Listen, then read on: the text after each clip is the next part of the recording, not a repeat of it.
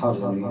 The Holy Spirit ചിറ്റയമോടക്കൽ YouTube channel കാണുന്ന ലോകത്തിൻ്റെ വിവിധ പ്രദേശങ്ങളിൽ ഈ പ്രോഗ്രാം കാണുന്ന സഹോദരിമാർ, മാതാപിതാക്കൾ, കുഞ്ഞുങ്ങൾ എല്ലാവർക്കും ക്രിസ്തു യേശുവിൻ്റെ നാമത്തിൽ എൻ്റെ നിശ്ചലമായ സ്നേഹവന്ദനത്തെയും നന്ദിയും അറിയിക്കുന്നു.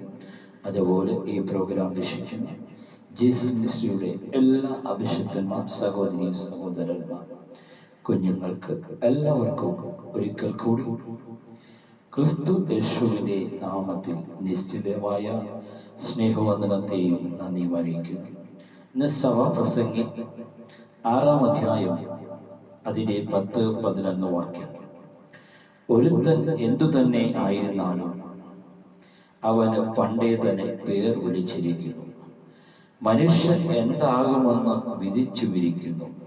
തന്നിലും ബലമേറിയവനോട് വാദിപ്പാൻ അവന് കഴിവില്ല. മഹാപരിശുദ്ധനും സ്വർഗീയ നല്ല ദൈവമേ, വചനമായി നിൽക്കുമ്പോൾ ജനത്തോട് സംസാരിക്കണം. ഇരുട്ടിൻ്റെ വ്യാപാര ശക്തികൾ, അന്ധകാര ശക്തികൾ, വാഴ്ചയുടെ അധികാര ശക്തികൾ എല്ലാം യേശുവിൻ നാമത്തെ മാറട്ടെ. I love Nath Robahasti, Nojo Lanka Nakasia, Artha Mekali Hasia. വചനമായി നിൽക്കുമ്പോൾ അടിയനെ പിന്നിൽ മറച്ചുകൊണ്ട് കർത്താവേ അവിടുന്ന് സംസാരിക്കണം. അടിയനെ താഴ്ത്തി സമർപ്പിക്കുന്നു യേശു ക്രിസ്തുവിൻ്റെ മഹാധന്യമുള്ള നാമത്തിൽ തന്നെ പിതാവേ, ആമേൻ. ഹല്ലേലൂയ. എന്നെ കേൾക്കുന്ന എൻ്റെ പ്രിയ സഹോദരന്മാരെ, നമ്മെ പേർ ചൊല്ലി വിളിച്ച ദൈവം, നാം ആരാകുമെന്ന് അറിയുന്ന ദൈവം, നമ്മുടെ ജീവിത സാഹചര്യങ്ങളിൽ, ജീവിത ഘട്ടങ്ങളിൽ എന്താകും, എവിടാകും, എവിടെത്തും, എങ്ങനായിരിക്കും, എങ്ങനെ ജീവിതം കടന്നു പോകും, സകലതും അറിയുന്ന ഒരു ദൈവമുണ്ട്. ഒരുത്തൻ എന്തു തന്നെ ആയിരുന്നാലും അവൻ പണ്ടേ തന്നെ പേർ വിളിച്ചിരിക്കുന്നു. മനുഷ്യൻ എന്താകുമെന്ന് വിധിച്ചുമിരിക്കുന്നു. തന്നിലും ബലമേറിയവനോട് വാദിപ്പാൻ അവന് കഴിവില്ല.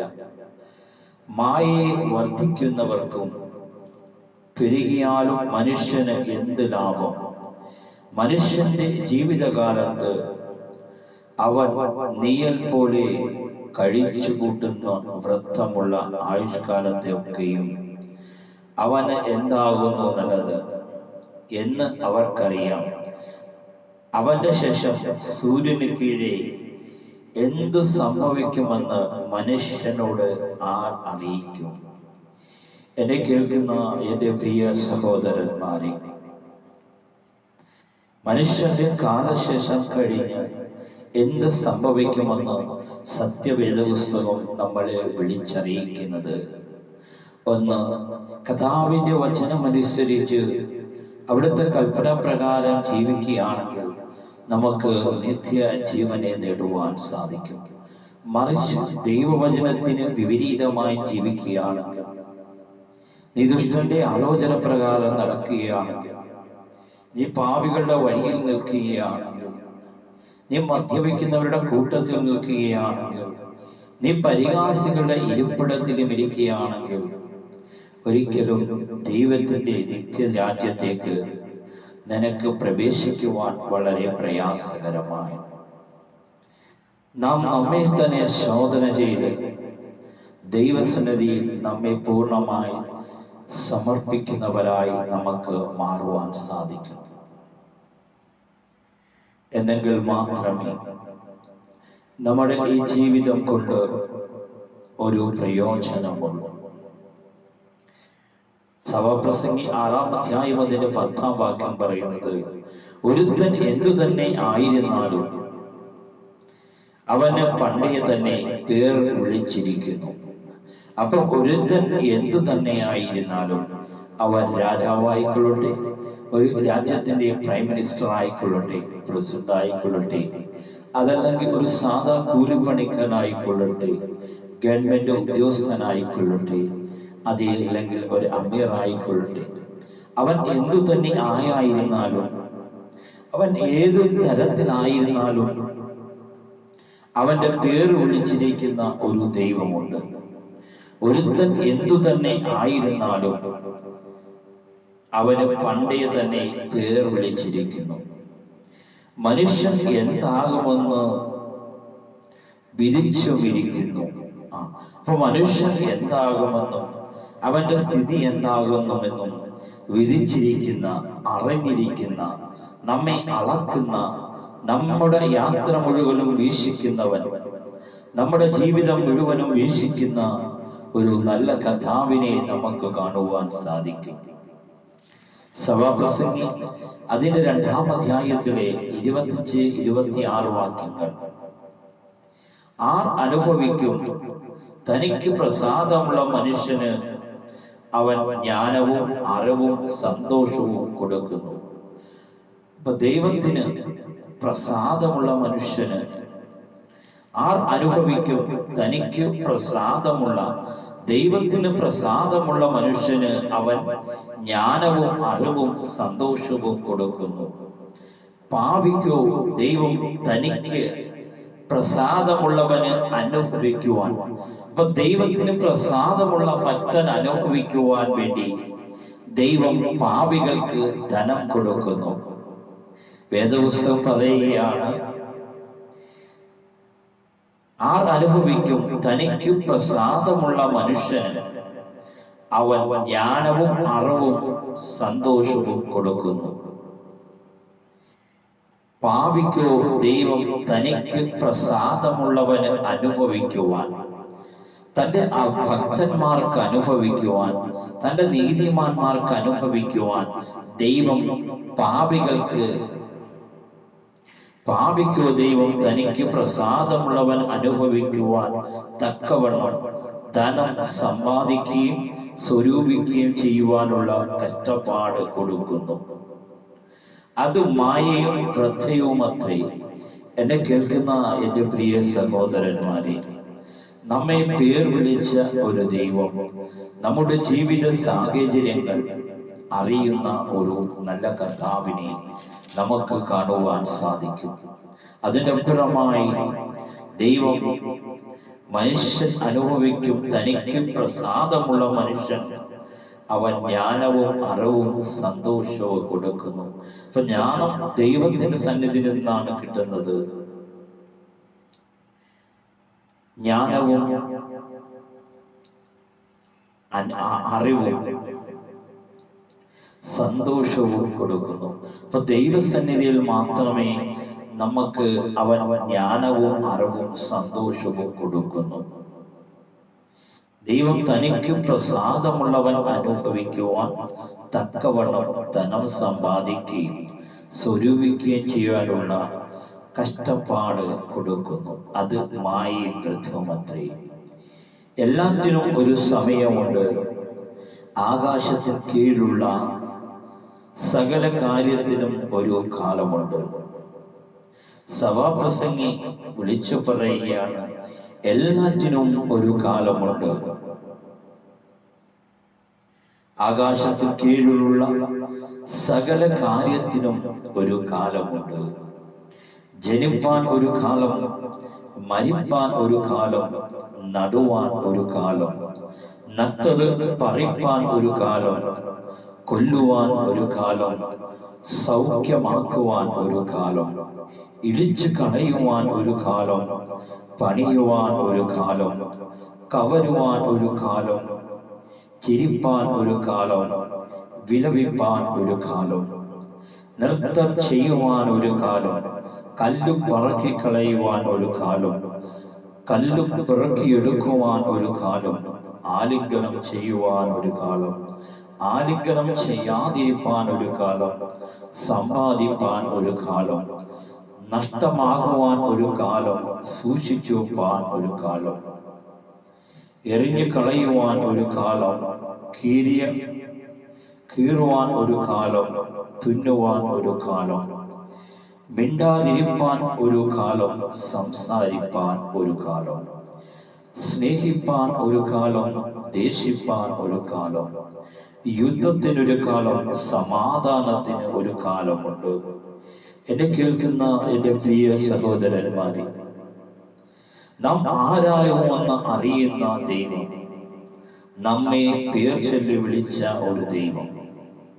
ഒരുത്തൻ എന്തു തന്നെ ആയിരുന്നാലും അവന് പണ്ടേ തന്നെ പേർ വിളിച്ചിരിക്കുന്നു.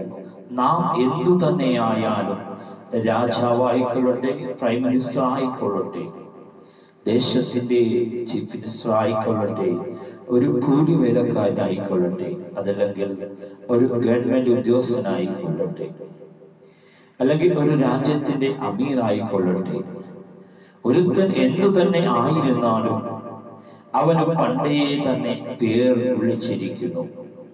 മനുഷ്യൻ എന്താകുമെന്ന് വിധിച്ചിരിക്കുന്നു.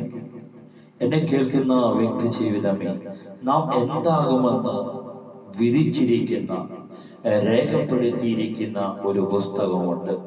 ആ ജീവപുസ്തകത്തിൽ പേരെഴുതിയവർക്ക് മാത്രമേ നിത്യ ജീവനിൽ കടന്നു പോകുവാൻ സാധിക്കത്തുള്ളൂ. എന്നെ കേൾക്കുന്ന എൻ്റെ പ്രിയ സഹോദരന്മാരെ, നാം എന്തായിരുന്നാലും നമ്മെ അറിയുന്ന, നമ്മെ പേർ വിളിച്ച് അറിയുന്ന ഒരു ദൈവമുണ്ട്. നമ്മൾ ആരാകുമെന്ന് അറിയുന്ന ഒരു ദൈവമുണ്ട്. നമ്മെ വിളിച്ച് അറിയുന്ന ഒരു ദൈവമുണ്ട്. കർത്താവ് തന്റെ 70 ശിഷ്യന്മാരെ ലൂക്കോസിന്റെ സുവിശേഷം 10-ാം അധ്യായത്തിൽ നമുക്ക് കാണുവാൻ സാധിക്കുന്നത് 17 മുതൽ 20 വരെയുള്ള വാക്യങ്ങൾ. ആ 70 പേർ സന്തോഷത്തോടെ മടങ്ങി വന്നു. കർത്താവേ, നിന്റെ നാമത്തിൽ ഭൂതങ്ങൾ ഞങ്ങൾക്ക് കീഴടങ്ങുന്നു എന്ന് പറഞ്ഞു. യേശു അവരോട്, സാത്താൽ മിന്നൽ പോലെ ആകാശത്തിൽ നിന്ന് വീഴുന്നത് ഞാൻ കണ്ടു. പാമ്പുകളെയും തേളുകളെയും ശത്രുവിന്റെ സകല ബലത്തെയും ചവിട്ടുവാൻ ഞാൻ നിങ്ങൾക്ക് അധികാരം തരുന്നു. ഒന്നും നിങ്ങൾക്ക് ഒരിക്കലും ദോഷം വരികയുമില്ല. എങ്കിലും ഭൂതങ്ങൾ നിങ്ങൾക്ക് കീഴടങ്ങുന്നതിനല്ല, നിങ്ങളുടെ പേർ സ്വർഗത്തിൽ എഴുതിയിരിക്കുന്നതിലത്രേ സന്തോഷിപ്പിൻ. എന്നെ കേൾക്കുന്ന എൻ്റെ പ്രിയ സഹോദരന്മാരെ, ഈ ലോകത്തിൽ എന്ത് സമ്പാദിച്ചാലും നമുക്ക് സന്തോഷിക്കുവാൻ വകയുള്ളത് സ്വർഗത്തിൽ നിന്റെ പേര് എഴുതിയിട്ടുണ്ടെങ്കിൽ മാത്രമേ, സ്വർഗത്തിൽ നിന്റെ പേര് രേഖപ്പെടുത്തിയിട്ടുണ്ടെങ്കിൽ മാത്രമേ നമുക്ക് സന്തോഷിക്കുവാൻ വകയുള്ളൂ. അതാണ് കർത്താവ് തന്റെ ശിഷ്യന്മാരെ, 12 ശിഷ്യന്മാർ കൂടാതെ വീണ്ടും ഒരു 70 ശിഷ്യന്മാരെ തിരഞ്ഞെടുത്തു. ആ 70 പേർ സന്തോഷത്തോടെ മടങ്ങി വന്നു. കർത്താവേ, നിന്റെ നാമത്തിൽ ഭൂതങ്ങളെ ഞങ്ങൾക്ക് കീഴടങ്ങുന്നു എന്ന് പറഞ്ഞു.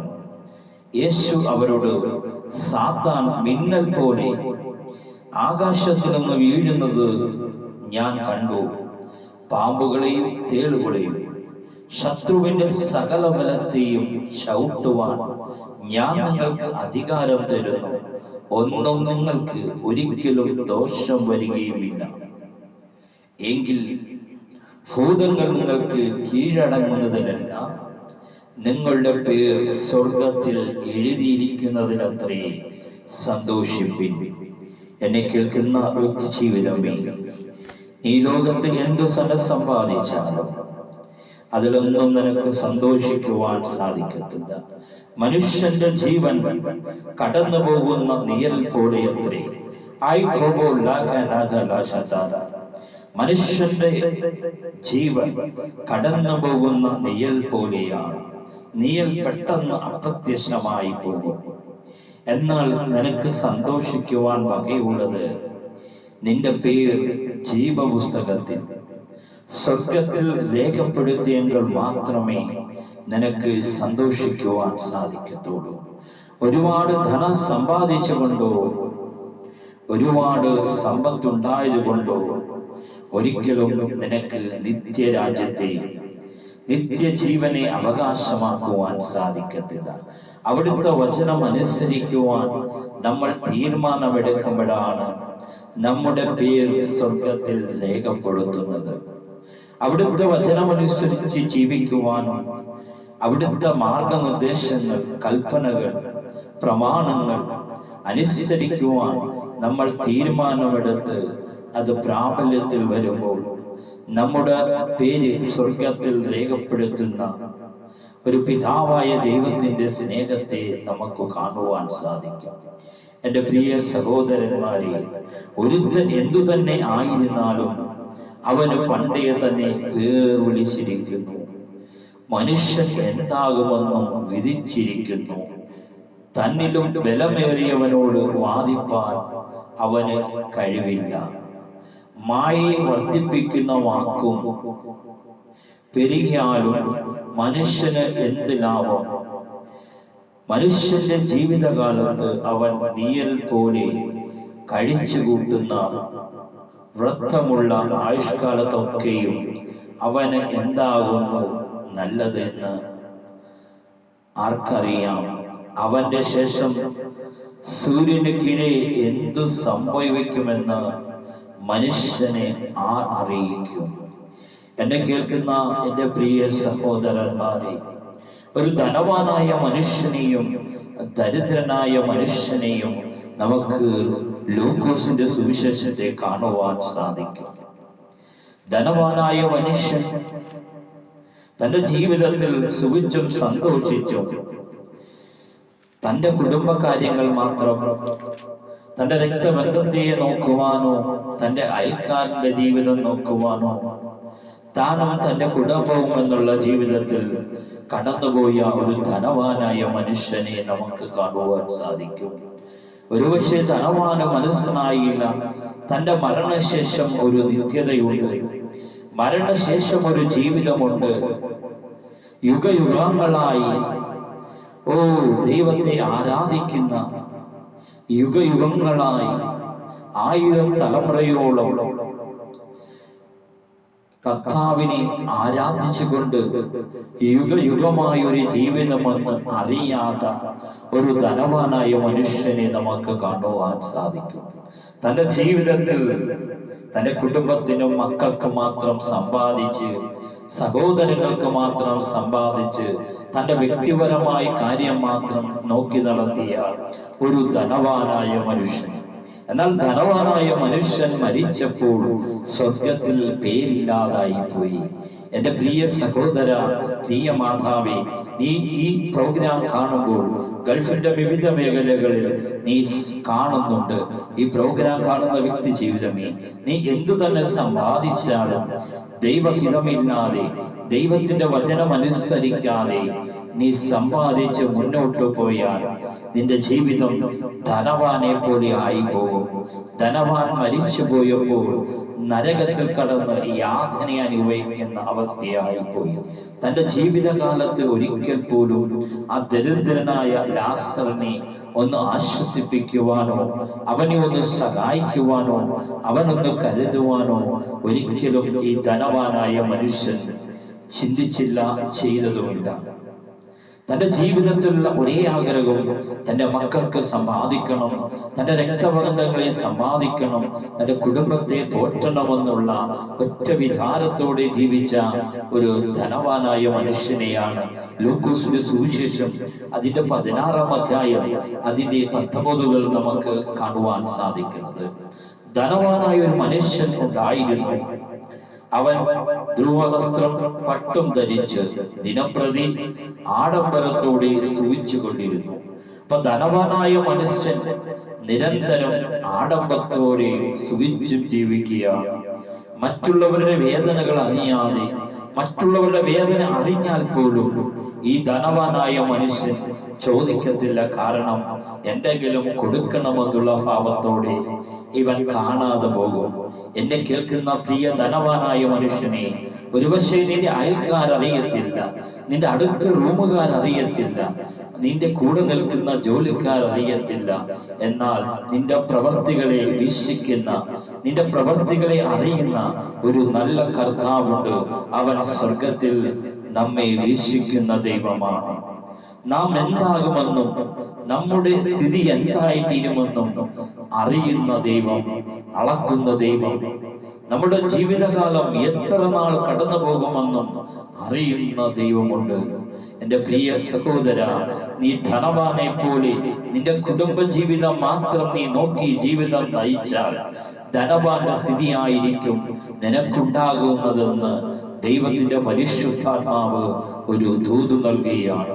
നീ ധനവാനെ പോലെ നിത്യ നരകത്തിൽ പോയി നിലവിളിക്കുവാൻ ഇടവരാതിരിക്കുവാൻ ദൈവത്തിന്റെ പരിശുദ്ധാത്മാവ് നിന്നോട് ഒരു ആലോചന നൽകുകയാണ്.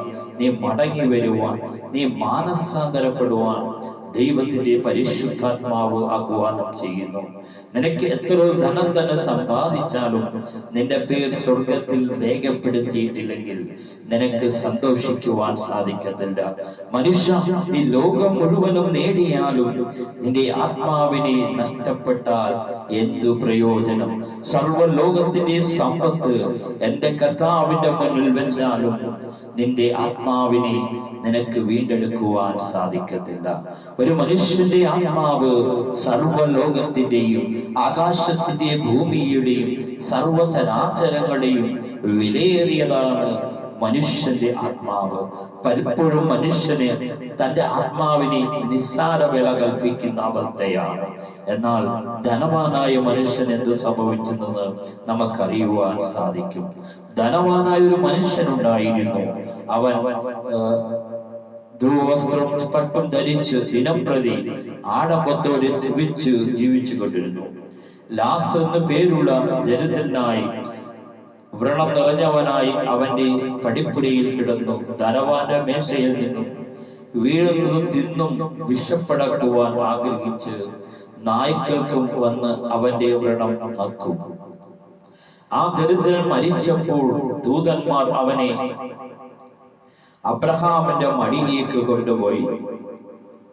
ധനവാൻ മരിച്ചു, അടക്കപ്പെട്ടു. പാതാളത്തിൽ യാതന അനുഭവിക്കുമ്പോൾ മേലോട്ട് നോക്കി ദൂരത്തിൽ നിന്നും അബ്രഹാമിനെയും അവന്റെ മടിയിലായി ലാസറിനെയും കണ്ടു. അബ്രഹാം, പിതാവേ, എന്നോട് കനിവുണ്ടാകണമേ. ലാസറിന്റെ വിരലിന്റെ അറ്റം വെള്ളത്തിലൊന്ന് മുക്കി എന്റെ നാവിനെ തണുപ്പിക്കേണ്ടതിന് അവനെ അയക്കണമേ എന്ന് ഞാൻ ഈ ജാലയിൽ കിടന്ന് വേദന അനുഭവിക്കുന്നു എന്ന് വിളിച്ചു പറഞ്ഞു. എന്നെ കേൾക്കുന്ന വ്യക്തി ജീവിതമേ, നീ എത്ര ധനം സമ്പാദിച്ചാലും നിന്റെ ധനം നിത്യതയിൽ കൊണ്ടുപോകുവാൻ അത് മതി വരത്തില്ല. നിന്റെ ജീവിതകാലത്തിൽ ചിന്താവിധാനങ്ങൾ ഇതാണ്: ഞാനും എൻ്റെ കുടുംബവും, ഞാനും എൻ്റെ മക്കളും, ഞാനും എൻ്റെ ഭാര്യയും. നിന്റെ അയൽവക്കത്തിലോ മറ്റു പ്രദേശങ്ങളിലുള്ളവരുടെ കഷ്ട അനുഭവങ്ങൾ നീ കാണാതെ കടന്നുപോയാൽ നിന്നെ ന്യായം വിധിക്കുന്ന ഒരു സർവശക്തനായ ദൈവമുണ്ട്. അവൻ സർവത്തിന്റെയും ഉടയവനായ ദൈവമാണ്. അവൻ പ്രപഞ്ച സൃഷ്ടാവായ ദൈവമാണ്. മനുഷ്യന് ജീവിക്കുവാൻ മനുഷ്യന് സ്വാതന്ത്ര്യം നൽകിയിരിക്കുകയാണ്. എന്നാൽ നീ വചനത്തിന് വിപരീതമായി ജീവിച്ചാൽ നിത്യത നിനക്ക് നേടുവാൻ സാധിക്കത്തില്ല. നീ വചനം അനുസരിച്ച് ജീവിച്ച് കടന്നുപോയാൽ നിത്യതയിൽ ആ ദരിദ്രനായ ലാസറിനെ പോലെ അതേ സ്വർഗത്തിൽ നിനക്ക് പേരിടുന്നവനായി മാറുവാൻ സാധിക്കും.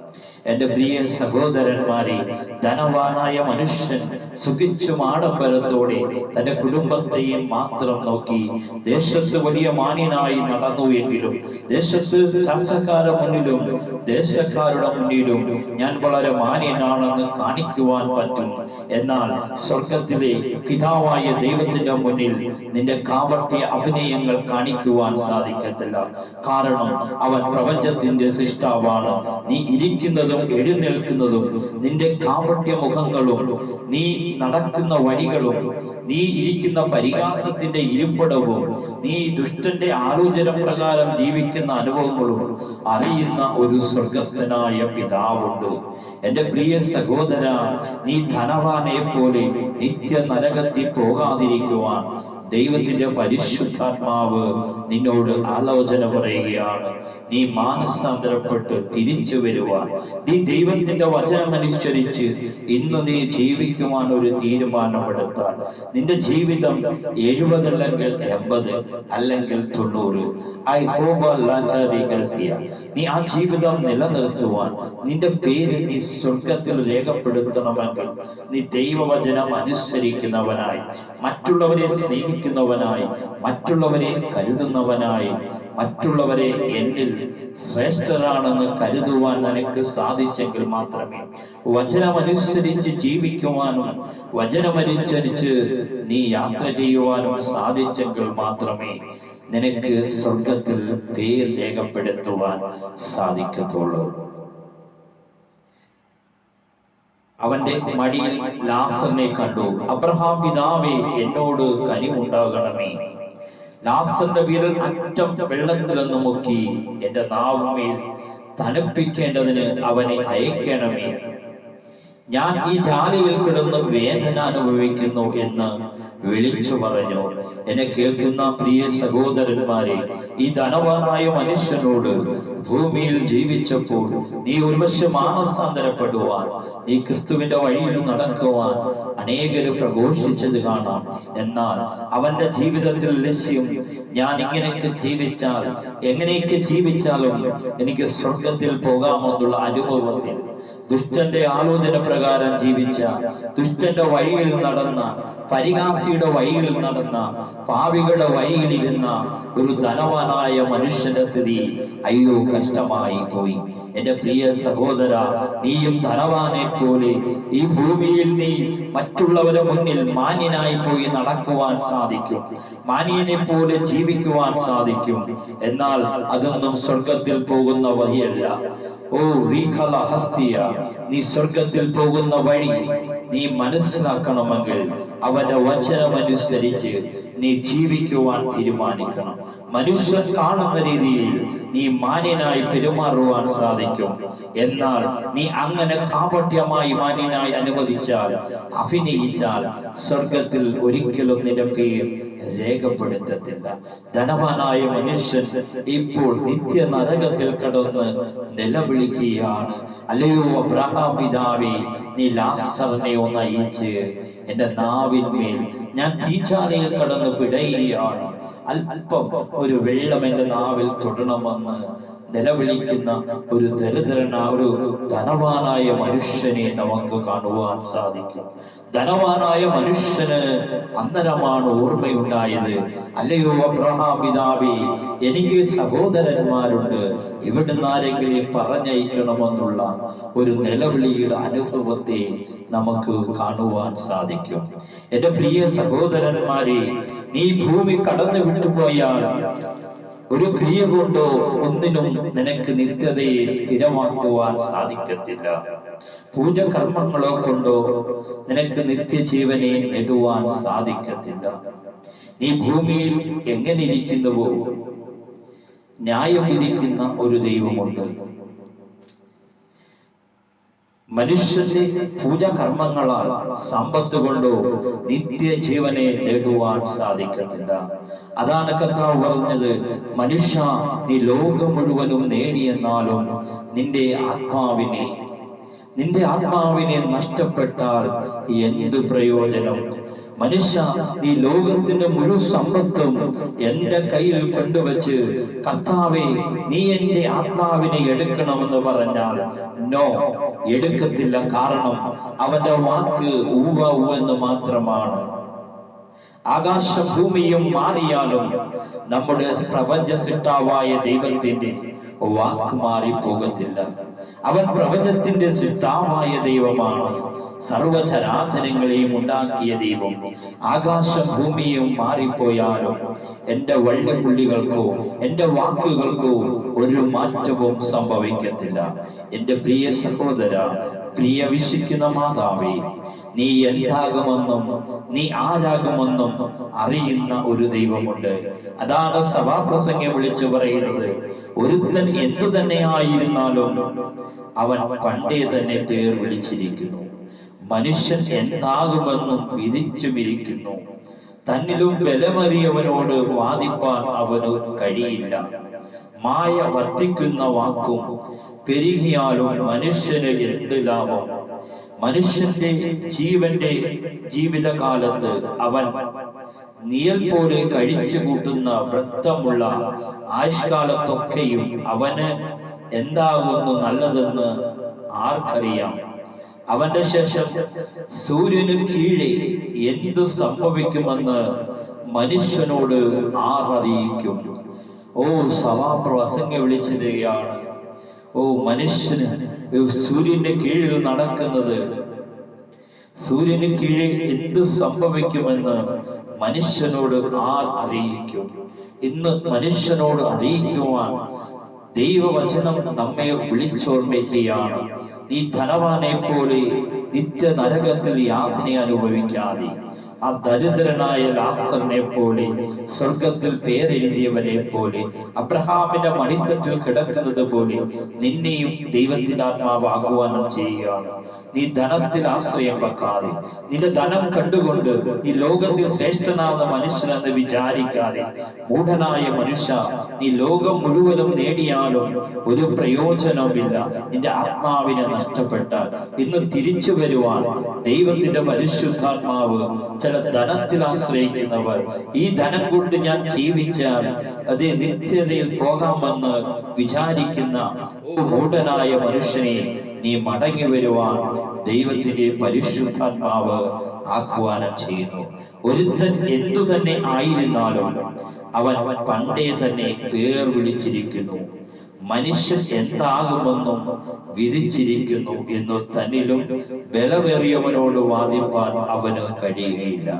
ഈ വചന മുഖാന്തരം കർത്താവ് നിങ്ങളെ ധാരാളമായി അനുഗ്രഹിക്കട്ടെ. മഹാപരിശുദ്ധനും സ്വർഗീയ പിതാവേ, ഈ കേട്ട വചനത്തിന് മുന്നിൽ ഈ ഓരോ വ്യക്തി ജീവിതങ്ങളെ സമർപ്പിക്കുന്നു. ഇന്ന് ലോകത്ത് അനേകർ സമ്പത്ത് കൊണ്ട് നിത്യജീവനിൽ പോകാമെന്നുള്ള ബുദ്ധിയില്ലായ്മ കൊണ്ട്, ചിന്തയില്ലായ്മ കൊണ്ട് മൂഢനെ പോലെ ജീവിക്കുന്ന മനുഷ്യരുണ്ട്. കർത്താവേ, അവരുടെ ഹൃദയങ്ങളെ അവിടുന്ന് തുറക്കണമേ. ഈ കേൾക്കുന്ന വചനങ്ങൾ യൂറോപ്പിന്റെ വിവിധ മേഖലകളിലും ഗൾഫിന്റെ വിവിധ മേഖലകളിലും ഈ പ്രോഗ്രാം കാണുന്ന ഓരോ കുടുംബ ജീവിതങ്ങളോടും, ഇന്ത്യയുടെ വിവിധ പ്രദേശങ്ങളിൽ ഈ പ്രോഗ്രാം കാണുന്ന ഓരോ സഹോദരങ്ങളോടും കുടുംബങ്ങളോടും അവിടുന്ന് ആഴമായി ഇടപെടണമേ. മനുഷ്യ, നിന്റെ സമ്പത്ത് കൊണ്ട് നിത്യത നേടുവാൻ സാധ്യമല്ല. മനുഷ്യ, നീ ലോകം മുഴുവനും നേടിയാലും നിന്റെ ആത്മാവിനെ നഷ്ടപ്പെട്ടാൽ എന്തു പ്രയോജനം? കഥാവിൽ അനേകര് സമ്പത്ത് കൊണ്ട് മൂഢനായി ജീവിക്കുന്ന ധനവാനായ മനുഷ്യരുണ്ട്. കർത്താവേ, അവരുടെ കണ്ണുകളെ തുറക്കണമേ. ഈ കേട്ട വചനങ്ങൾ അവരുടെ ജീവിതത്തിൽ അത് 30, 60, 100 മേനി ഫലം കായ്ക്കട്ടെ. ഒരുത്തൻ എന്തു തന്നെ ആയിരുന്നാലും അവന് പണ്ടേ തന്നെ പേർ വിളിച്ചിരിക്കുന്നു. ഞങ്ങളെ പണ്ടേ പേര് വിളിച്ചിരിക്കുന്ന കർത്താവേ, ഈ നൽകിയ നല്ല വചനത്തിനായി ഞങ്ങൾ നന്ദി പറയുന്നു. ഓരോരുത്തരുടെ ജീവിതത്തിൽ അത് 30, 60, 100 മേനി ഫലം കായ്ക്കട്ടെ. ജനത്തെ അനുഗ്രഹിക്കുന്നു യേശു ക്രിസ്തുവിന്റെ മഹാധന്യമുള്ള നാമത്തിൽ. സ്നേഹമുള്ള നല്ല പിതാവേ, ആമേൻ. കർത്താവ് എല്ലാവരെയും ധാരാളമായി അനുഗ്രഹിക്കട്ടെ. God bless you.